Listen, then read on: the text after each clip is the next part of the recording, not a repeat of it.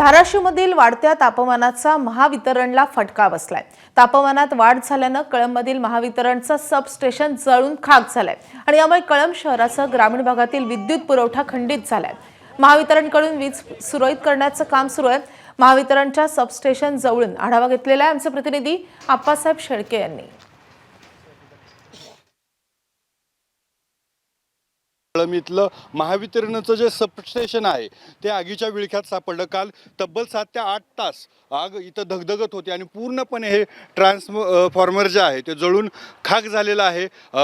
अथक प्रयत्न चालू होते। जवळपास 5 ते 6 अग्निशमन विभागाच्या गाड्या इथं होत्या। जे फायर बंब असतात तेच देखील होते आणि रात्री उशिरा ही आग आटोक्यात आणली। आता वीज जोडणी जी आहे ते सुरू आहे। महावितरणचे कार्यकारी अभियंता आपल्यासोबत आहेत।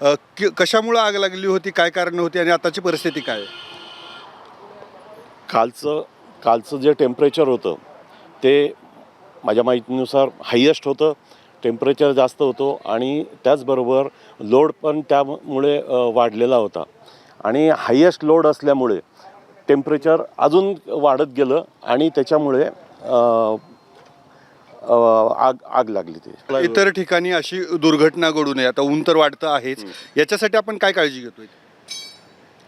टेम्परेचर कंट्रोलर असतात काही, म्हणजे टेम्परेचरचे मीटर असतात। त्या टेम्परेचरचे मीटरवरून सुद्धा आमच्या ट्रिपिंग येतात किंवा लक्षात येतं टेम्परेचर वाढलेलं आहे आणि त्या अनुषंगाने सुद्धा आपल्याला लोड कंट्रोल करून ते आपल्याला आटोक्यात आणता येतं। आगीचं स्वरूप एवढं भयानक होतं की आसपास जर थोडा वेळ जर लक्ष देत नव्हता तर अजून दुसरा जे ट्रान्सफर होता तो पेट घेऊ शकत होता। त्यासाठी आम्ही स्थानिकच्या लोकांनी गावातील अमृता फायर्सकडे जगायला विनंती केली आणि त्यांच्याकडून 110 बंप आणून ते फायरनं विझवण्याचा प्रयत्न केला। सध्याला वीज जोडणीचं काम सुरू आहे। नवीन ट्रान्सफॉर्मर येईल, मात्र वाढत्या उन्हाचा जो फटका आहे तो महावितरणला मोठ्या प्रमाणात इथं बसलेला आहे। आप्पासाहेब शेळके, एबीपी माझा, धाराशिव, कळंब।